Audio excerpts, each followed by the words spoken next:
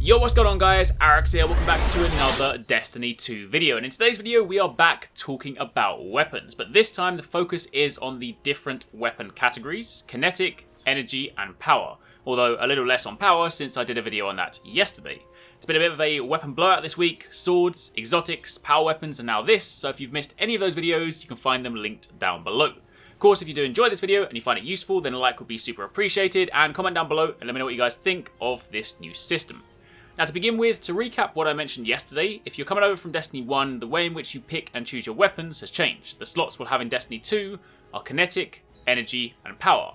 If you saw yesterday's video, then you'll know that power now consists of 6 weapon types: snipers, shotguns, fusion rifles, grenade launchers, rocket launchers and swords. No machine guns anymore, sorry guys, but they are a thing of the past.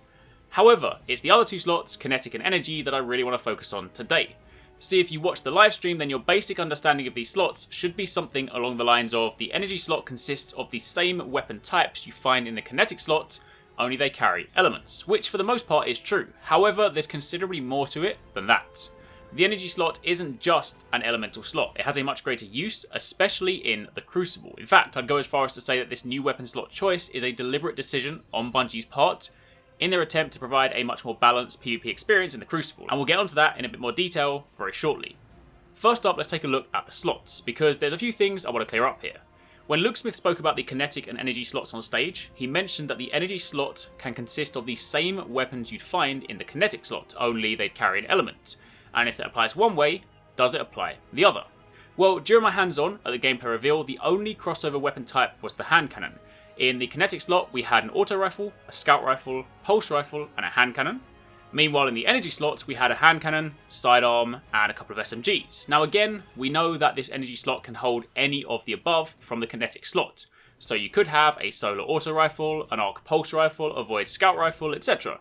But more interestingly, going back to my question of whether this shared slot applies both ways, I wanted to know whether we can expect to see kinetic SMGs and sidearms. And in order to answer this question, I'll throw to something that Josh Hamrick said. In short, he couldn't completely answer this question at this stage, at least not with specifics, but what he did say is that Bungie referred to these 2 slots, kinetic and energy, as quote-unquote freedom slots. The idea being that these 2 slots you can, for the most part, equip what you like. So if you love hand cannons, take 2. Like your scout rifle combos for long range, go for it. So while the answer doesn't expressly state that yes, you can equip an SMG in your kinetic slot, assuming the freedom mindset applies across the board, then I'd like to think that we may indeed be able to. Assuming that's the case, then that would of course also bring the total weapon choices per slot up to 6, which also coincidentally matches the power weapons, so we'd end up being able to choose from auto rifles, scout rifles, pulse rifles, hand cannons, sidearms, and SMGs. Now, with that bit cleared up, let's talk a little bit more about the energy slot. Kinetic is pretty self-explanatory, no element, what you see is what you get, and at the event, all the weapons have the same attack value. I would of course be interested to see whether kinetic weapons end up potentially dealing more damage to offset the lack of element, but until I can do some more testing, it's hard to say. So, let's focus for the time being on energy. If you're a Destiny 1 player, then you'll be familiar with the elements, solar, arc, and void. Fundamentally, these are used to deal with matching enemy shield types. If an enemy has a void shield or a purple shield, then a void weapon is the best way to take it down. Solar for solar, arc for arc, etc. Of course, in Nightfalls, when you do have a burn modifier, then matching the element with the burn means you'll get much greater mileage out of your weapon, and I think it's safe to say that Nightfalls will likely be returning in Destiny 2 in some way, shape or form. However, in Destiny 2, it doesn't end there, and this is where I want to talk about the Crucible. It's very evident to see, with all the PvP changes, that Bungie are working hard to provide a much more fun and balanced environment in Destiny 2. Gone are the days of players running around with shotguns 24/7, one-shotting players, stupid one-hit melee attacks, or sticky grenades that finish you off in one. And even supers, they feel much more balanced now. The Dawnblade, for example, there's no denying it's powerful, and it's a definite force to be reckoned with, but the arc of the flames from your blade, there is a considerable drop-off in range, so it is more than possible to outrun a Dawnblade. The reworked Titan Striker, for example, instead of the huge Fist of Panic radius that it used to have before, where you basically activate it and kill anyone in the vicinity, it is now much more precise, partly because you have the ability to use Fist of Havoc multiple times, but this choice now means you'll need to be much more accurate with it as well, instead of just activating it and hoping for the best. And again, with regards to the weapon choices, since all the powerful weapons from before have now been grouped into the power slot, It means when you have a shotgun, sure it'll deal damage, but the amount of ammo for it is considerably more sparse, so you won't see them anywhere near as much as you did before. And on the discussion of balance, this is where the energy weapon types come in. See, with this new slot, we now have a genuine counter for supers. Up until now, in Destiny 1, if someone activates a super, you basically have two options. You either run for your life and hope for the best, or you counter with your own super. Now yes, I know you can snipe them or you can kill them if you're lucky, but let's just talk about the average player experience. In Destiny 2, however, not only are they more balanced, but you now have a way to counter them. Energy-based weapons deal bonus damage to Guardians in super. You also don't have to match the element, so you wouldn't have to say draw for a solar weapon if you know there's a Dawnblade coming, or switch to an arc weapon if you know there's a striker coming. Simply swapping to an energy-based weapon and shooting a Guardian in super will deal bonus damage.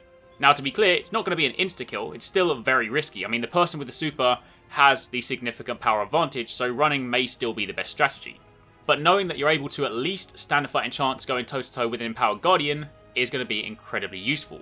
SMGs, for example, are very strong up close, and while I wouldn't advise getting close to someone with a super, should the situation present itself, then it's a definite option. Alternatively, grabbing an elemental scout rifle, taking advantage of the range, and perhaps trying to pick off someone before they get close to you is also an option. The result of this again just means we'll have much more balanced, fair encounters.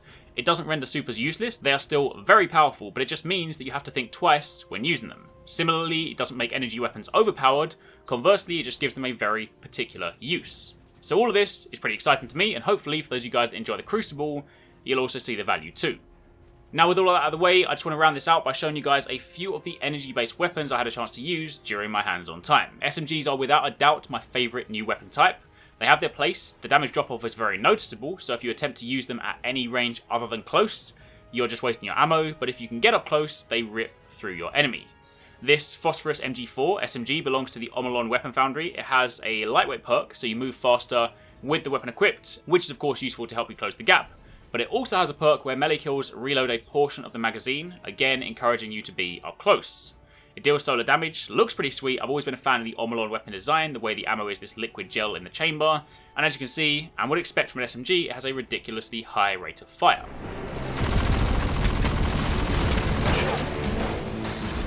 If it's helpful, I suggest you deal with the drills when the shooting stops.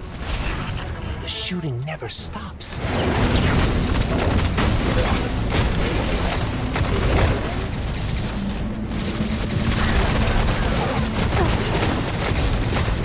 The other offering, however, was this Viced SMG, the Red Mamba 3MG, and this one was probably my favourite. I said in yesterday's Power Weapons video that I love the new Viced Foundry and their affinity for the colour green.